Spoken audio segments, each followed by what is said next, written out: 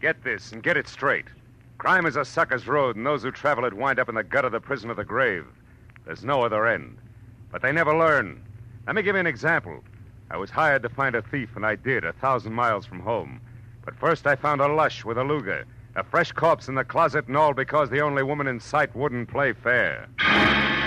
From the pen of Raymond Chandler, outstanding author of mystery, comes his most famous character and crime's most deadly enemy, as we present The Adventures of Philip Marlowe.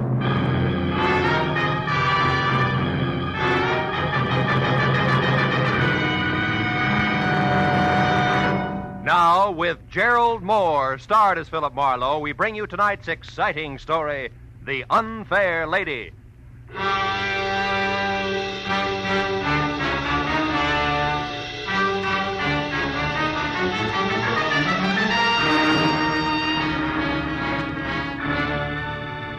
The knock on my office door was soft, almost apologetic.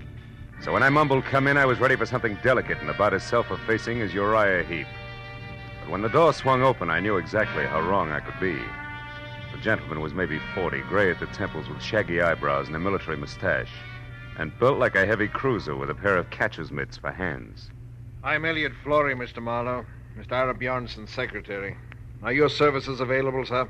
That all depends on what you and Mr. Bjornson want me to do, Flory. What's the job? Well, specifically, sir, to catch a thief. May I sit down, please? Oh, of course. Thank you. Mr. Bjornson is being robbed systematically of diamonds. Are they disappearing from a store he owns, or is somebody robbing his wife? No, Mr. Marlowe. You see, sir, Mr. Bjornson owns and operates the Bjornson Mines, a relatively new but important deposit of kimberlite pipe. Kimberlite which?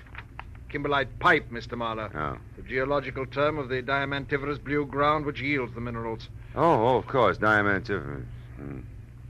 Well, last November, sir, the 21st to be precise, you worked for Mr. Craig Norton, a mining engineer who lived here in Los Angeles. Mm-hmm. He recommended you to my employer. Now, Mr. Marlowe, will you take the job? I don't know. You still haven't said anything about the stealing itself.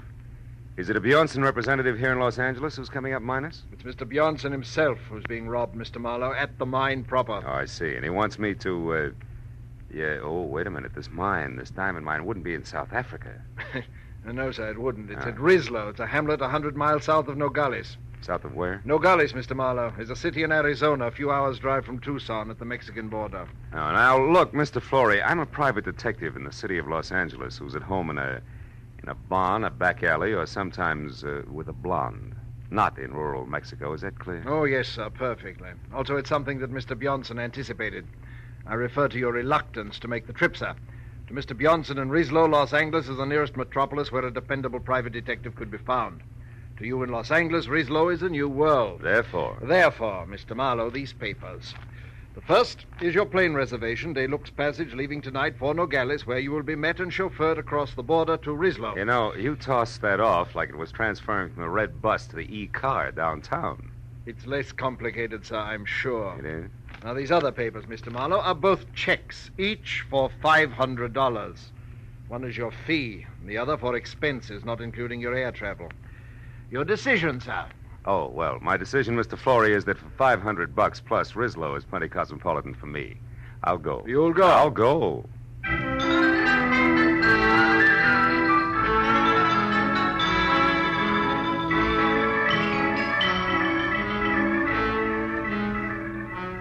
At 8 the next morning, we dropped gently out of the clear sky over Nogales, where I was met by a short, round Mexican who ushered me into a car labeled Bjornson Mines, and suggested that I sleep for the next 3 hours, which was the travel time to Rislo, 100 miles south. So after 30 minutes of panoramic dry, sandy hills and occasional cactus, I did. When I woke up again, it was better than noon, hotter than Hades, and we were parked at a filling station in Rislo itself, which could have passed for home if you happened to be a prairie dog. It wasn't until I had my eyes wide open that I realized that the man leaning on the running board inches away and staring at me like my eyebrows were on upside down was not my driver. He was shaggy hair all around an unshaven, unpleasant face that was home to a pair of warted eyes that said he was drinking himself to death. And when he talked, I knew it was on cheap rum. You're the new mining engineer, maybe? Yeah, I didn't know it showed. Since you're an American, that means you gotta be an engineer. Oh. No other Americans come out this way. I'm American myself, you know, from Philly. Good old Philly. Yeah, it's a great town. What's for sale? Hot transits? No, just being friendly. Hmm. Name's Calder, M.J. Calder. I'm staying over at the Granada Hotel for a while, first floor rear. Why don't you look me up some night, any night along about 8? I used to be an engineer myself. Might chew fat a while. Yeah, we might do that. So, well, I'll look forward to it. So long, pal.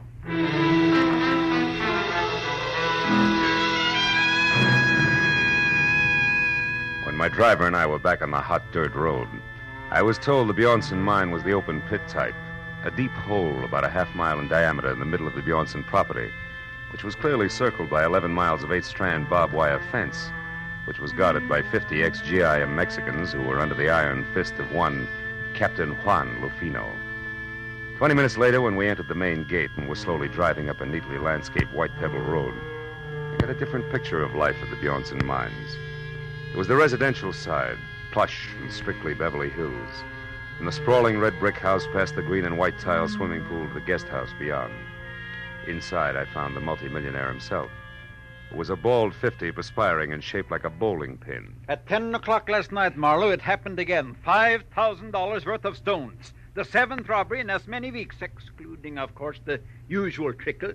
The usual trickle? $1,000 or maybe $2,000 worth a month. That stealing nobody can stop. The natives, the guards, visitors, everybody. But most of them we catch, Marlowe, because in the first place, our policing is very thorough. And second, to steal a rough diamond is one thing, but to get rid of it is something else again. Mm-hmm. Well, tell me, Mr. Bjornson, these big thefts you're concerned about, do they all have anything in common? Yes. 2 things, Marlowe. They always occur at night, and they are the work of somebody who knows my habits and has a good knowledge of the inside of my house. The big safe is never bothered. It is always some drawer or cabinet where I am keeping stones temporarily. I see. And, Mr. Bjornson, has anybody ever seen this thief? Last night, Helen Austin saw what could be the man running through the grounds at about 11 o'clock. She said he was tall with a lot of wavy hair. She said that he was not the Mexican. Oh, by the way, Marlowe, Mrs. Austin and her husband are staying in the guest house where you will be put up. He works for you, Mr. Bjornson? No, Kelly Austin has a mine of his own about 5 miles from here. Smaller than ours, but rich, nevertheless.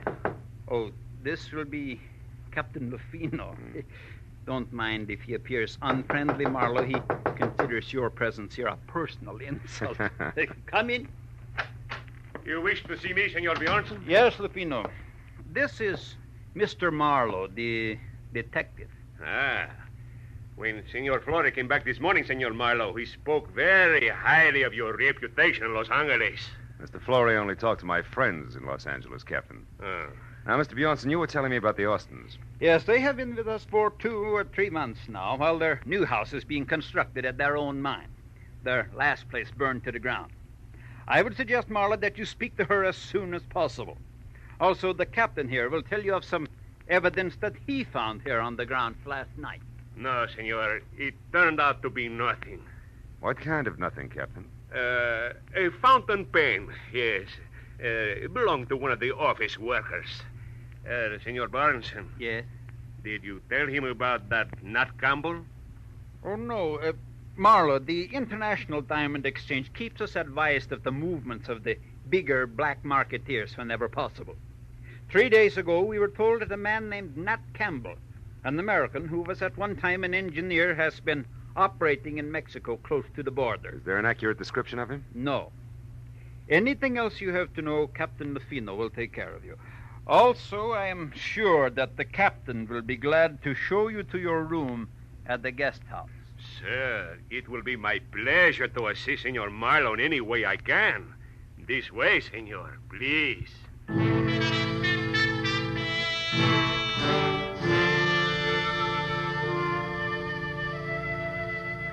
Captain Lufino's interpretation of assist was to hand my suitcase to a boy, point a thick thumb in the general direction of the guest house, and disappear. So after thanking him for his trouble, I went to my room, unpacked, changed into a dry shirt, which was damp again in 3 minutes, and then started for the suite on the opposite side of the building, where I'd been told I could find Helen Austin. But when I was halfway to a screen door, I stopped at the sound of a raised voice that I'd heard before. It was Mr. Elliot Florey, who was about to leave and unhappy about the whole thing. When I was close enough to see Mrs. Austin, I could also see why. The lady was blonde, deeply tanned, just a shade off beautiful and almost dressed in a white linen shorts with halter to match. I told you Elliot, last stop night. it. Why You're do you... behaving like a fool. Oh, am I? Well, you just wait a bit, my dear. We'll see who the fool is around here. Oh, yes. Marlowe, what are you doing out there? Calling on Mrs. Austin. Why? Do I need a visa, Florey? No. No, Mr. Marlowe. You don't need a visa. You don't need anything. Well, come in, won't you? Elliot was just leaving. Yes, I have to be running along. I'll see you later, Helen. I can't wait. Well, sit here, Mr. It's Phil, isn't it? Phil Marlowe? Mm-hmm. Nice name. You know, Phil, I don't often get to see a new face around here, so anything I can do for you will be a pleasure. I'm sure the pleasure will be all mine. But aren't you afraid you'll catch cold? Why? Don't you like it? Oh. I made it myself. I do most of my things, you know. Regional styles are too far behind New York to suit me. My husband, Kelly, says I'm clever. Better than that, Helen. Kelly, what? You're resourceful. You startled me. Darling, this is Philip Marlowe. I know. Ira told me you were with us, Mr. Marlowe. Can I be of some help, possibly? No, not at the moment, Mr. Austin. Right now, I'm only interested in knowing if your wife here can add anything to a description of last night's stranger. Can you, Mrs. Austin? Why, no. If there were anything else outstanding about the man, I certainly would have told Ira. No doubt. But what about the run-of-the-mill things? His dress, the way he walked. Like most men, Marlowe, he wore one pair of pants, one shirt. He had only one head. Also, like most men, he smelled of liquor. Rum, maybe? We all drink rum here. How about joining us in some after dinner? Long about 8? Thanks, but long about 8, I've got to be back in Rislow to see Mr. Calder. Ever hear of him, Austin? Why, no. Should I have? I don't think so, no. He'd have very little in common with you people, with one exception. Which is what, Phil? Rum, Mrs. Austin. He's crazy about it.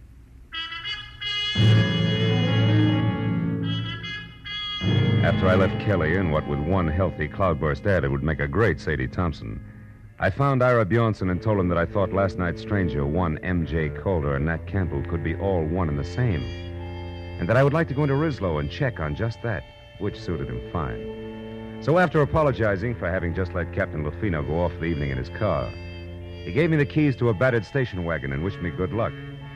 4 hours later, when it was dark and I was in Rislow and walking the dirty length of the ground floor corridor of the Granada Hotel, which was darker, I had a feeling I was going to need it. Yeah?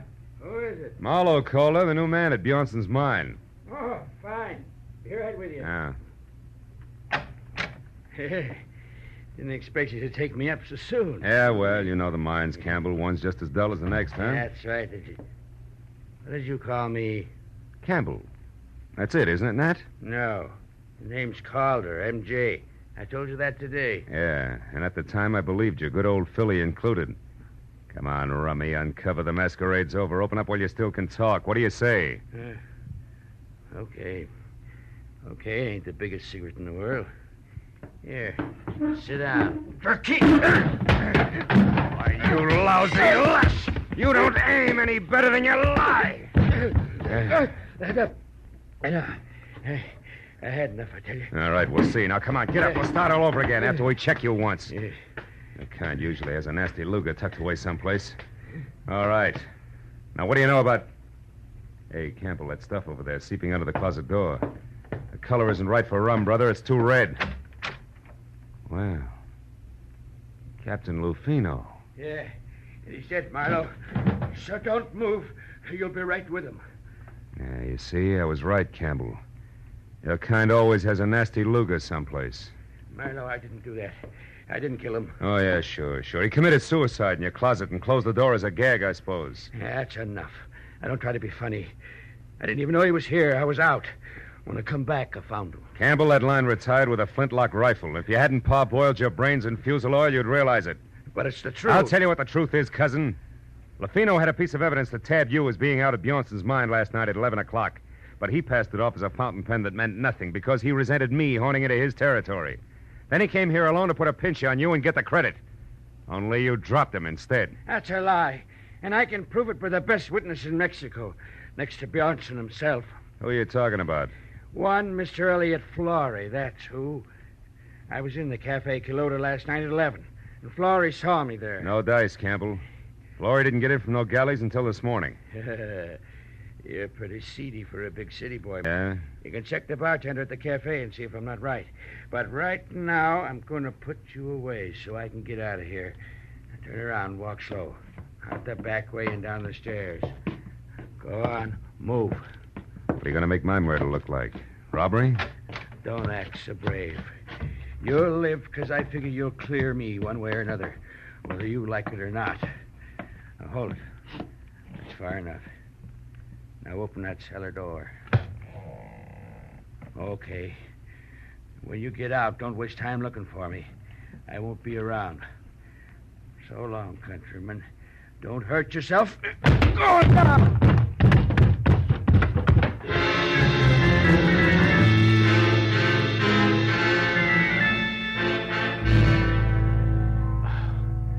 The cellar was as light and wholesome as a Parisian sewer.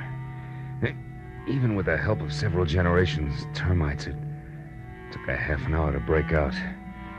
When I got upstairs again, it was deserted except for the late Captain Lufino. I went through his pockets, but they held nothing more exciting than battered cigarettes and some small change, but under the tight sash around his waist was a small green suede pouch containing 3 minute diamonds in the rough. I began to see what Bjornson meant by the usual trickle. Everybody, including the chief of his own guard, seemed to be in on the act. I dropped the pouch in my pocket and headed for the Quilota Cafe, where 2 American bucks and a nasty snarl at the bartender brought me the fact that Elliot Flory actually had been there last night. Had waited 2 hours for somebody who didn't show up, and then left. That made my next stop the mine. So I bounced the station wagon out of town, back to Bjornson's house, and started in. But a pair of bare shoulders above a snug linen halter intercepted me. Hello. You're back safe, I see. Enjoy all the sights in our filthy, stinking little town? Not much, Mrs. Austin. You should have taken me along as a guide. I could show you lots of interesting things. Like what, for instance? Like the sky and the moon. I like things clean, soft. I like lights and music and people. I like you, Marlowe. Save it. That buttons and bows routine is strictly your own problem. I've got work, and it starts with Elliot Flory. Where is he? What makes you think I'd know that? Because you two have been keeping close track of each other for some time. You're anxious to drop it, but Flory isn't. And now he's got a hold over you, and you're worried silly. Why, and you skip did- that, too. From what I know, I can fill in a very unpleasant yarn, and I will if I have to. So come on, baby, no dramatics. Let's have it. Where's Flory? Marlowe, you're a louse. But at that, you're better than he is. Went over to our place of mine about half an hour ago. I don't know why he wouldn't tell me. Just warned me to keep my mouth shut and left. That doesn't make sense. Where's Mr. Austin? My good husband is off somewhere checking on supplies, he said. Okay, I'll pay a call on Flory right now. When I get back, baby, I'll have a lot of answers, so I advise you to wait up, huh? Sure. When you're all through with him, do me a favor, will you, Mr. Tough Detective? What, throw him back? No, kill him.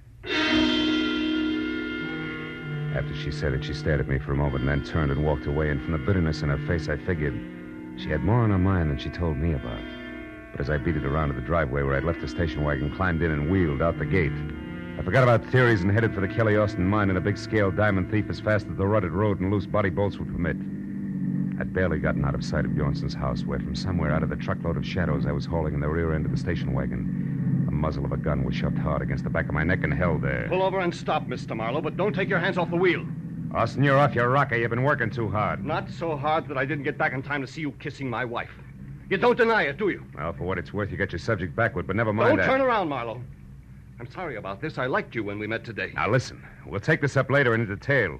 Right now, I'm after a guy who's been biting into Bjornson's diamonds, and I'm sure it's his own secretary, Elliot Flory. Flory? Well, that's absurd. Yeah? And what's more, he's currently up to something cute at your mine. He's at my mine, Flory? That's what I said. Now, after I've seen him, Buster, I'll be indignant with you all night if you like. You're a clever liar, Marlowe, but it won't work. You're not getting out of this that easily. I'm going to tell Bjornson what you've done, but first, you cheap masher, I'm going to get some satisfaction out of you personally like this. Oh!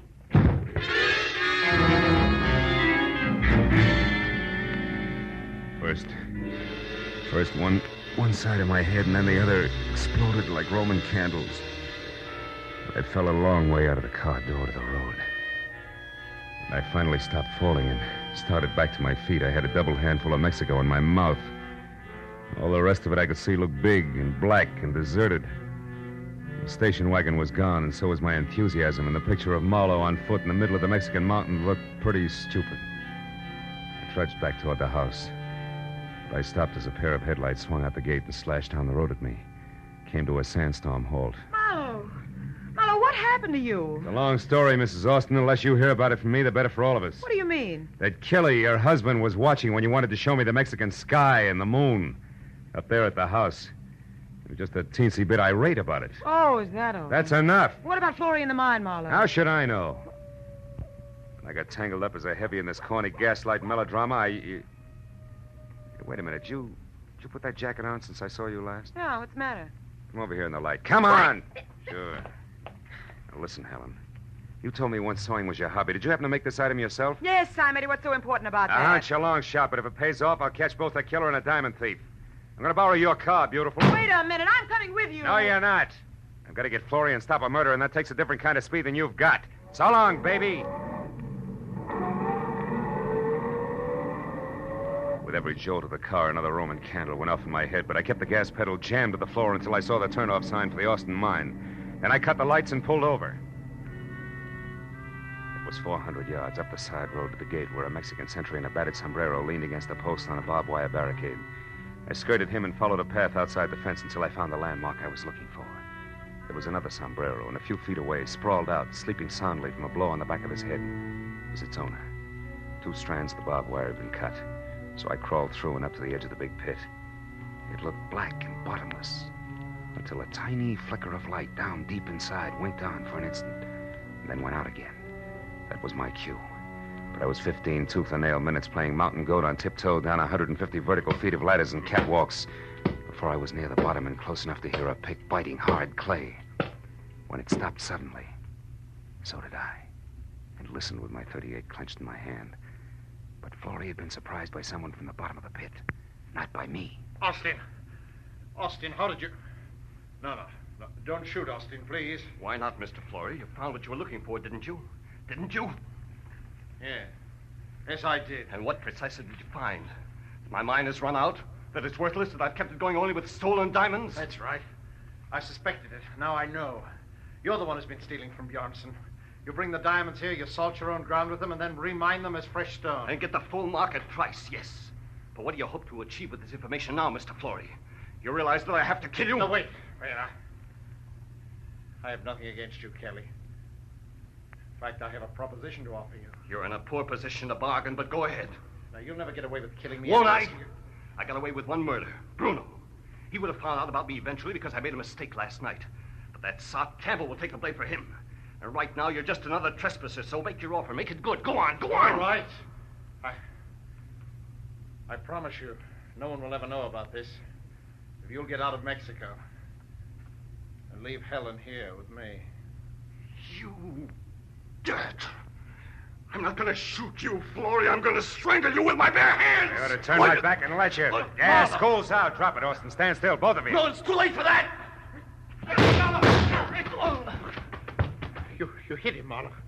You got him. I think he's dead. Yeah. And I got something for you, Florrie. I hope I can get the slime off my fist.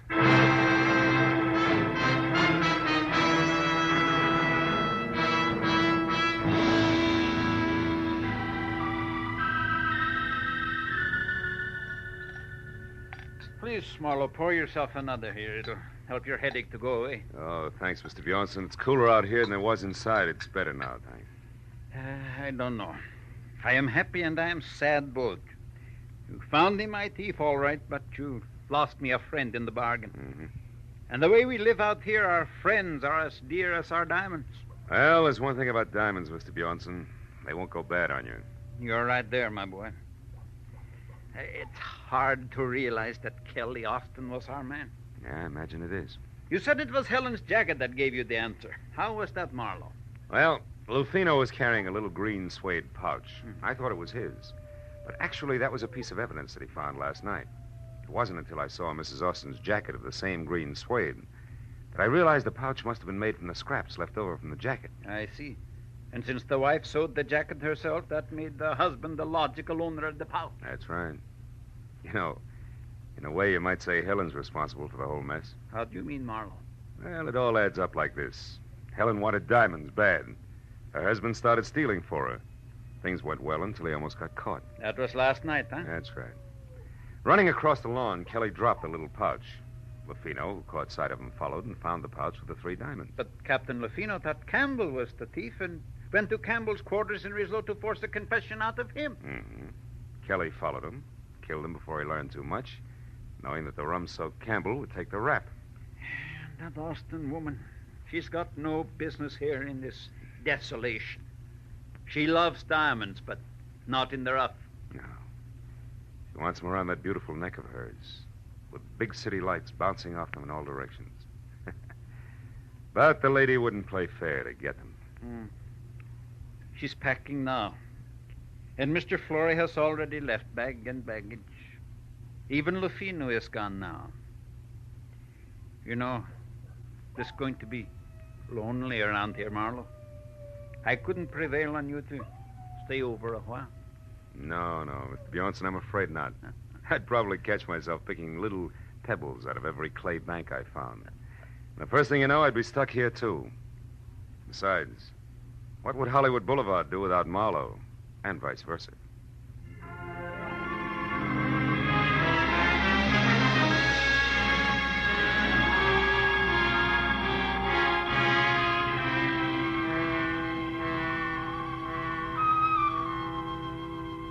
When the driver who was taking me back to Nogales was finally ready, and we started out of the mines, I took a long last look down into the gaping, dirty, lonely pit that was the Bjornson diamond field. And then, as we headed north and for the border, I settled back and thought about my own diamond field. The one that stretched out for 50 miles from the San Fernando Valley to Long Beach in blazing brilliance. Yet, in its own way, I knew it was just as dirty, just as lonely, and just as tough as the pit at Rislow. But it was my hometown.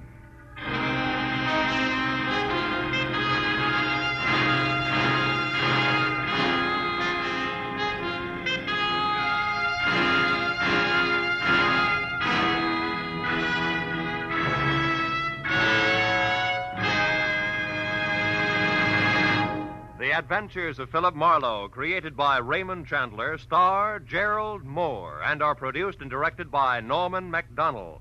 Script is by Mel Donnelly, Robert Mitchell, and Gene Levitt. Featured in the cast were Parley Bear, Betty Lou Gerson, Hans Conried, Paul Dubov, Wilms Herbert, and Nestor Paiva. The special music is by Richard O'Runt. Be sure and be with us again next week when Philip Marlowe says...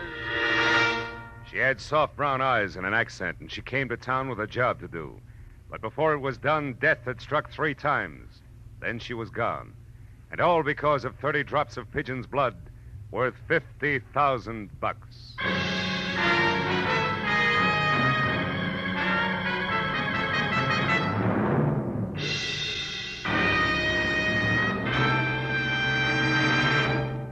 Later this evening on CBS, you'll hear a voice saying quietly, "A tortoise told a household pest, goodbye, goodbye."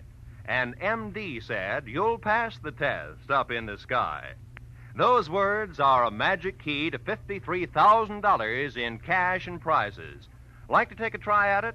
Then be waiting for Sing It Again, CBS's hour-long fun fest of music, laughter, and wonderful songs later tonight on most of these same CBS stations. This is Roy Rowan speaking. Now, stay tuned for Gangbusters, which follows immediately over most of these same stations. This is CBS, the Columbia Broadcasting System.